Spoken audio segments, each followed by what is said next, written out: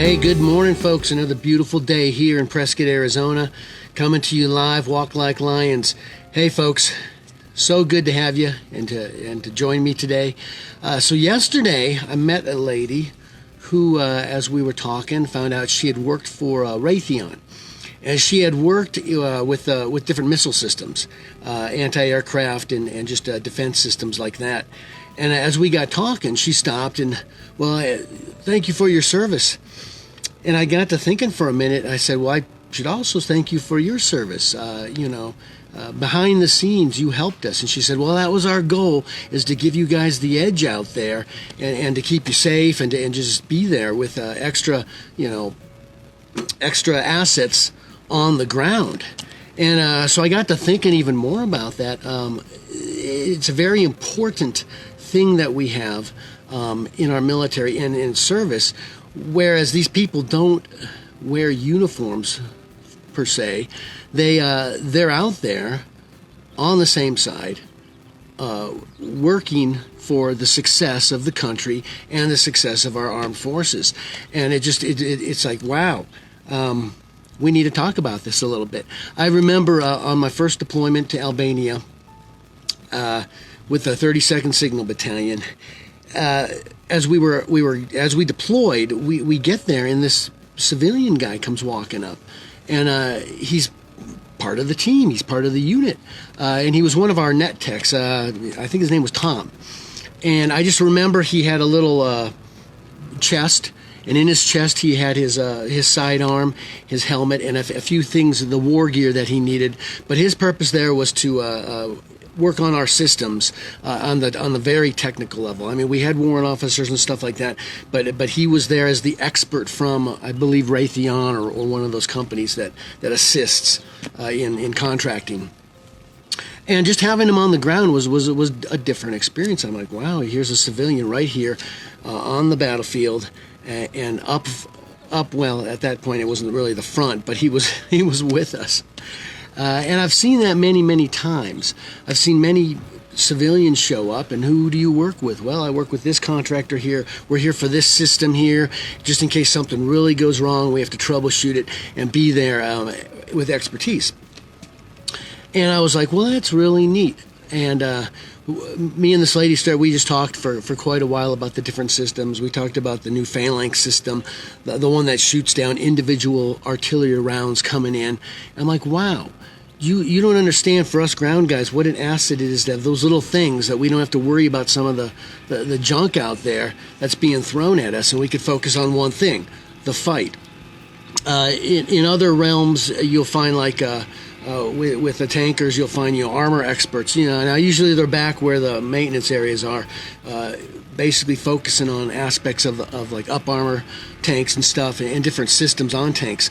But they're there, and I really appreciate that. I really do. And shout out to all the people who have served as contractors on the battlefield and back here at home during World War II.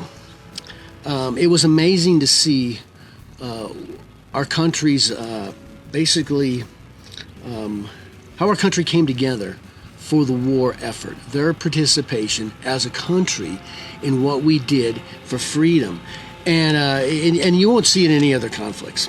The whole country came together. I mean, people were willing to be rationed with their food and with things they bought and with basic living things, basically that the war effort could go forward. You saw a little bit of it during actual Desert Storm, where people were like, we're not gonna come out against what our soldiers are doing. We're gonna be backing them, and I think that's very important because it shows that even though you can't serve, and who knows why? I mean, it could have been some medical situation. It just could have been something in life that you couldn't serve, but you wanted to do your part for your country. And the opportunity was there, and those people took it and served proudly in their positions to help the soldiers and the frontline troops. A very important aspect, and we forget about it a lot, and sometimes those people do go overlooked because it's like, some of those systems are critical to the success of our forces now. So shouts out to them, and definitely raise the coffee mug, raise the beer mug, whatever you want to raise.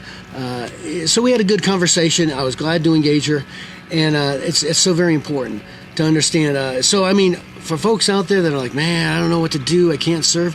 Folks, I'm trying to tell you, love your country.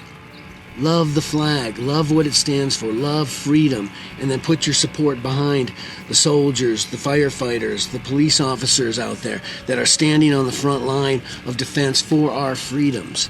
So, very important there. Now, on the spiritual side, folks, on the spiritual side, it's a little bit different. Because you see, on the spiritual side, it's all front lines. Everybody in ministry, everybody in the church is important. And if you want to kind of get into a quick synopsis, I'm not going to read the whole thing because it's a long passage, but in 1 Corinthians 12, starting in verse 12 and going all the way through to 31 to the end of the chapter there, is a talk about one body with many members, how every single member of the body has an importance to play, and it's all for the glory of God. It's all for the forwarding of the gospel. It's all for the ministry of the church. And every single person that ministers in the church and is a part of the church is important. If you think, well, it's just about the pastor, and in fact, folks, if you're going to a church where it's all just about the pastor and nothing else matters, you might want to rethink that decision, folks. You might want to find a place that you could become plugged in and valued for what you do in the body of Christ. Even if you're the guy who's just cleaning up the church after service, that is important. That is critical. If you're the guy who's sitting there praying on your hands and knees day and night, that is important. All right. The people who are out there encouraging others, that is important. Every single role we have in the church is important. And if God called you that, engage it and embrace what God has given you for a ministry. Because it all plays into so the goal is the Great Commission, getting the word of Christ out, and also into giving God the glory. Plus, it's a unity thing. I mean, when the country's behind you, when people are behind you, backing you, from the soldier perspective, it's very important.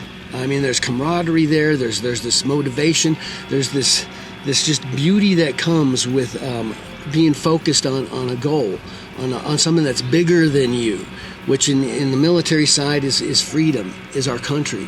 On the spiritual side is God and what Christ has done in our lives. So, folks, this may have been a little bit long today, but folks, love your country, embrace it.